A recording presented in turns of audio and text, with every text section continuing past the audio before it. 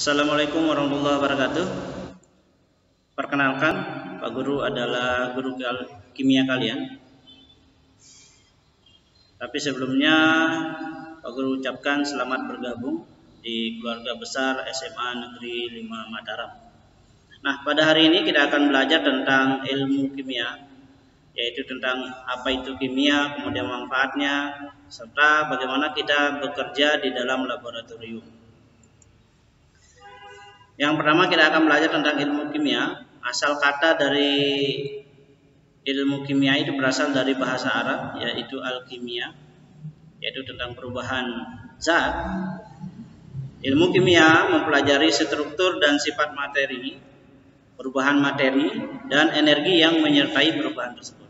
Nah, pada pembahasan ini biasanya kalian juga sudah dapat pada pembelajaran waktu SMP dulu. Jadi kita hanya mengulang sedikit saja. Selanjutnya kita akan melihat bahwa beberapa manfaat belajar ilmu kimia diantaranya adalah memberikan pemahaman terhadap alam sekitar dan proses yang terjadi. Jadi contohnya misalnya di situ Pak Guru perlihatkan ada gambar besi berkarat. Kenapa dia bisa berkarat? Kalau dia berkarat, zat apa yang akan dihasilkan itu adalah dipelajari dalam ilmu kimia, sehingga kita tidak bertanya kenapa kok bisa begini, tetapi dalam ilmu kimia itu bisa menjawabnya. Yang kedua, di situ ada gambar produk yang menimbulkan masalah, ya, ada plastik, botol plastik dan seterusnya. Kenapa bisa menjadi masalah? Itu bisa kita pelajari dengan kita mengetahui ilmu kimia. Kemudian produk yang bermanfaat banyak sekali, dari deterjen, sampo, kemudian sabun mandi dan seterusnya. Itu banyak sekali. Nah, itu adalah produk-produk yang berkaitan dengan keilmuan dari suatu ilmu kimia itu sendiri. Dan ada bahan kimia yang berbahaya bagi tubuh. Kita dengan belajar kimia kita tahu bahwa ini ternyata berbahaya, ini ternyata tidak berbahaya. Kadarnya seperti apa, walaupun itu zat berbahaya misalnya, tetapi kalau ada kadar ambang batasnya kita bisa tahu konsentrasinya berapa dan seterusnya. Nah, banyak sekali manfaat kimia. Bahkan dalam ilmu keagamaan, dengan kita belajar ilmu kimia dengan tekun, kita memahami bahwa kebesaran Tuhan itu sangat luar biasa. Sangat luar biasa, tidak bisa kita bayangkan dengan kasat mata kita sendiri. Nah, selanjutnya kita akan belajar bahwa di beberapa bidang peran ilmu kimia itu dalam kedokteran misalnya, yaitu mendiagnosis penyakit. Jadi misalnya ada penyakit gula, dites dengan tes gula misalnya dengan zat-zat kimia.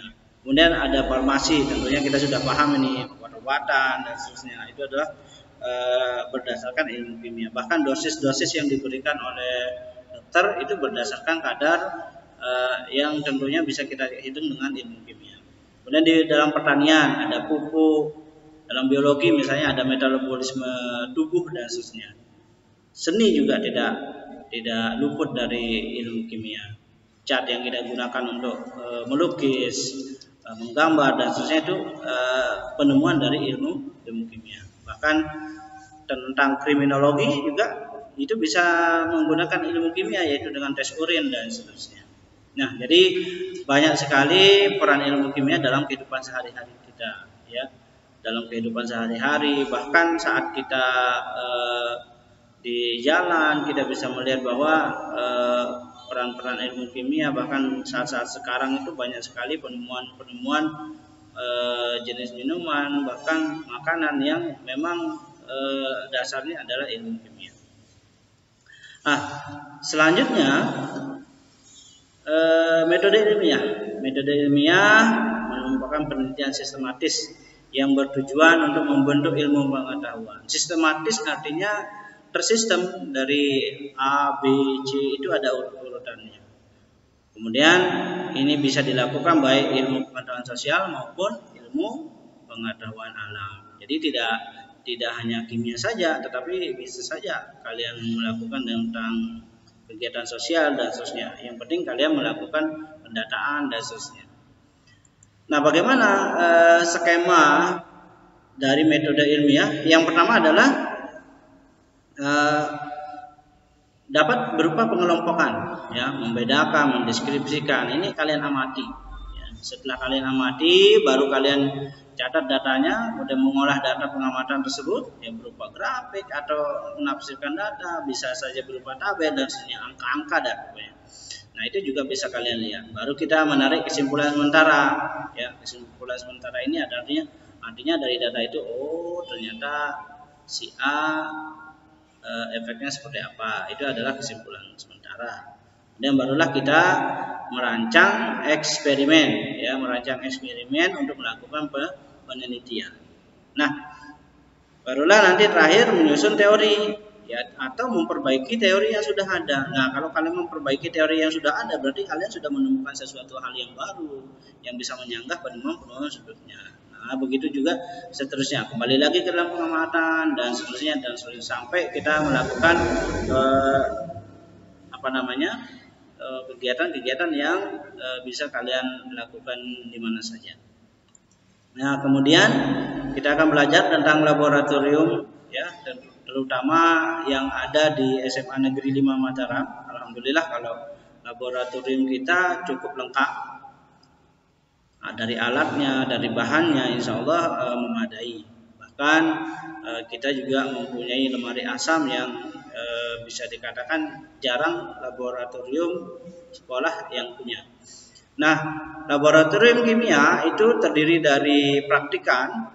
Ya, praktikan itu ya kita sendiri yang melakukannya. Kemudian alat laboratorium dan bahan kimia yang ada. Nah, terkait alat laboratorium yang akan Pak Guru bahas di sini adalah yang ada di SMA Negeri 5 Mataram. Kemudian peralatan kimia yang ada bisa beker gelas, yaitu menampung larutan dalam susnya. Kemudian ada gelas ukur, pipet tetes, ini yang sering kalian gunakan di SMP sudah sering sekali. Kemudian botol semprot untuk aquades, kemudian kaca aloji, bola hisap dan seterusnya. Masih banyak yang lain. Kemudian ada tabung ukur, yaitu menampung dan mencampur larutan kimia, itu fungsinya. Penjepit tabung reaksi, kemudian pipet ukur, ya, untuk mengukur volume larutan. Kemudian ada kawat kasa, pembakar spiritus dan seterusnya. Nah, coba perhatikan di sini ada lemari asam. Nah, ini gambar lemari asam yang kita sudah punya. Kemudian ada mortal, ada cawan, kertas saring, tabung reaksi, ini untuk menaruh tabung reaksi yang kita gunakan. Kemudian ada bunsen, ini untuk membakar atau mereaksikan dengan pemanasan. Kemudian ada Erlenmeyer dan seterusnya. Di sini juga ada neraca timbangan, ya, yang kita gunakan. Kemudian ada corong pisah, ada corong, ada mikropipet untuk memindahkan cairan dengan volume yang sangat kecil. Ya. Nah, itulah peralatan-peralatan yang ada di laboratorium kita. Nah, untuk karakteristik bahan kita perlu mengetahui lambang-lambang bahan supaya kita bisa berhati-hati dalam melakukan praktikum. Contohnya seperti ini, itu mudah meledak. Ini pengoksidasi, artinya pembakar. Ya. Kemudian ini gambarnya adalah zat yang mudah terbakar atau yang bersifat korosif. Ya. Korosif di sini artinya bisa membuat tangan kita melepuh dan seterusnya. Nah, dan seterusnya, ini lambang-lambang yang perlu kalian perhatikan dalam laboratorium. Baik, itulah sepintas tentang ilmu kimia, pengenalan ilmu kimia. Mudah-mudahan corona ini akan segera berlalu sehingga nanti kita bisa melakukan praktikum di laboratorium supaya kita lebih memahami tentang ilmu kimia. Sekian dari Pak Guru. Wassalamualaikum warahmatullahi wabarakatuh.